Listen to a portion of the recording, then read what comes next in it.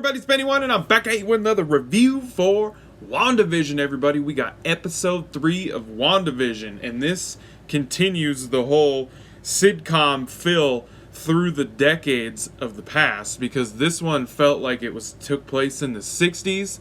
Very Brady Bunch-esque vibes and feeling. Their house even kind of resembled the Brady Bunch house a lot, actually. That's where I would say they took a lot of inspiration for this episode.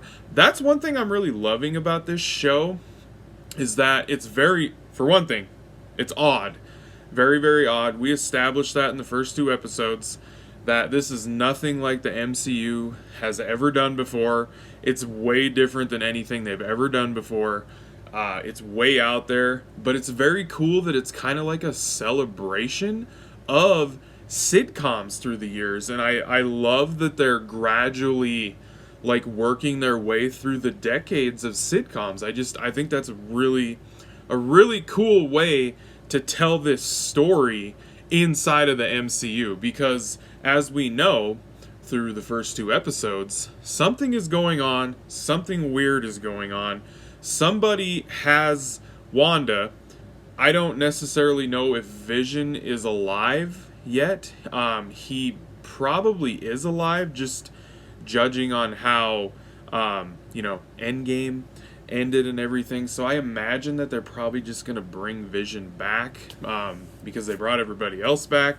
Well, obviously not everybody else, because a couple of our big main characters are still dead, but I think Vision is alive. I can't honestly tell, though.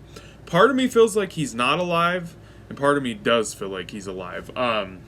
Because whoever has them, by the end of this episode, it's very, very, very clear that somebody has them and is doing experiments on Wanda or whatever. Something is going on, and I think it's the Sword group from the Marvel Comics, the Sword. I think that's probably who it is, by chance. Maybe. I don't know, though, because the character that they had in this episode that had the necklace with the logo on it, I couldn't tell at the very end if she works with those people, because yeah, it's crazy. They revealed a little bit more of the plot and what's driving this story.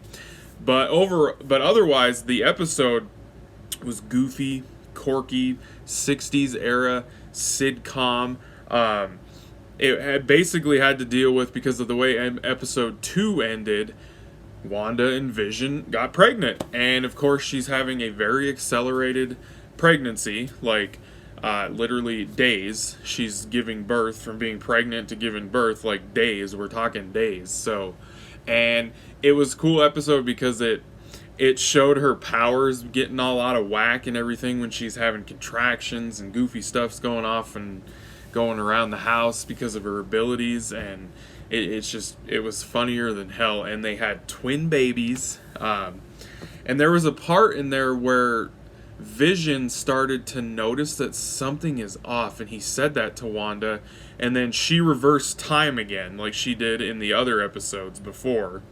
So she can control, in a way, what's going on, but there's another group that is kind of controlling what's going on with them, or they have them in this fake scenario existence that keeps changing and evolving. But Wanda has the ability to like control it and reverse time. It's very strange, very odd. But overall, I'm really enjoying this show still. It's great. I know we're going to visit the 70s and the 80s. I don't know about the 90s maybe, but in the trailers, there most definitely was episodes in the 80s. So I don't know where this is going. It's really crazy. They haven't revealed nearly enough to even think where this might be going. They've made it very clear, though, that there is a group that has them and is messing with them for sure, or experimenting and just kind of watching what's going on. Wanda, most definitely, I know she knows something is going on, but she's kind of, I don't know if she's choosing not to totally believe that something's going on. Vision has most definitely noticed that something's going on with the neighbors and this new chick that showed up with the sword emblem necklace. That chick actually brought up some shit from Age of Ultron with Quicksilver, which is cool. And that's what I love, is like this show is so quirky and funny, and like these different era sitcoms.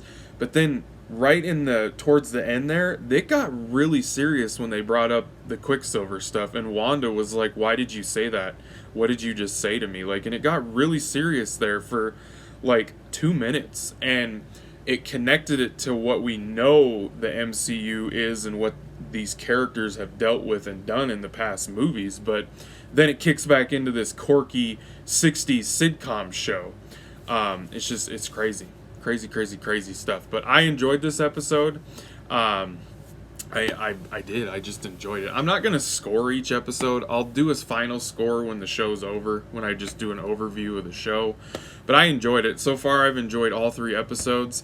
I'm very intrigued with where it's going. So, alright everybody, I hope you guys enjoyed that review of WandaVision episode 3. Sorry it was spoilery. You can't talk about TV shows like this without talking spoilers. So, alright everybody, I'll be catching y'all on tube laters because I have spoken.